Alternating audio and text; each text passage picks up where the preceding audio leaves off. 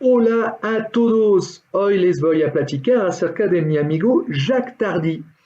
A lo mejor este nombre no les dice mucho, pero por eso les voy a invitar a viajar en el tiempo hasta el final de los años 40. Aquí estamos en la biblioteca de los abuelos de Jacques Tardy. Aquí mismo el joven Jacques ya puede dibujar solito con su pluma y su abuela le cuenta mucho acerca de la Primera Guerra Mundial, donde el abuelo de Jacques fue gaseado.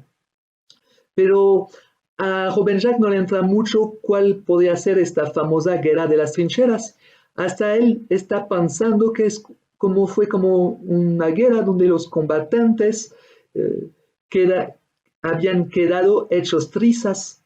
Entonces, para que él pudiera entender mejor, la abuela de Jacques ya le obsequiaba como periódicos de su época que se llamaba El Ilustración. Aquí mismo se podría entender de qué guerra se trata exactamente. Pero al joven Jacques en esta época ya le fascinaba más como las historietas de su época, como Fulgor o Vigor, que también trataba de la guerra, pero a color y con historias más entretenidas. También al mismo tiempo, el papá de Jacques, él apenas había regresado de la Segunda Guerra Mundial y él fue prisionero dentro de un stalag, es decir, como un campo militar alemán. Entonces, el joven Jacques tuvo como herencia como el antimilitarismo de su papá. Y, por ejemplo, su papá ya no quisiera escuchar nada de las guerras.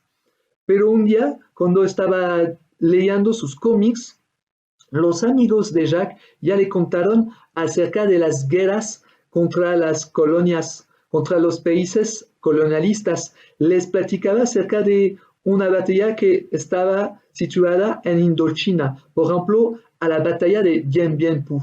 Es una batalla muy famosa donde dentro de un cuenco, digamos, hubo muchas pérdidas de militares franceses. Entonces también esto impactó muchísimo al joven Jacques y se puso a dibujar esta guerra, pero también dibujando su cuenco. A la abuela de Jacques no le gustaba mucho que él tenía como muchas lecturas acerca de guerra y ella decidió comprarle como un cómics muy famoso de su época. De hecho, las aventuras de Tintín, por ejemplo, el famoso viaje a la luna. Y, por ejemplo, a Jacques le daba mucha risa porque, por ejemplo, le parecía que el cohete era hecho de los manteles de la cocina de su abuela. También a Jacques no le gustaba, no estaba leyendo de hecho todos los globos del cómic, sino nada más veía las imágenes, pero no le gustaba tanto el personaje de Tintín, sino que le gustaba más al personaje del Capitán Haddock. ¿Por qué? Porque le parecía que este personaje que parece que este personaje tenía aventuras mucho más chistosas. También se quedó muy impactado el joven Jacques con el estilo de Hergé, que a esta época se llamaba línea clara. Entonces, entonces también a esta época muchos autores, por ejemplo, de la revista Tintín, tenía este estilo. Y hay un autor en particular que fascinó a Jacques Tardy. Entonces, si quieren saber de qué autor estoy hablando y en qué gran artista se va a convertir el joven Jacques Tardy, les invito a mi próxima conferencia.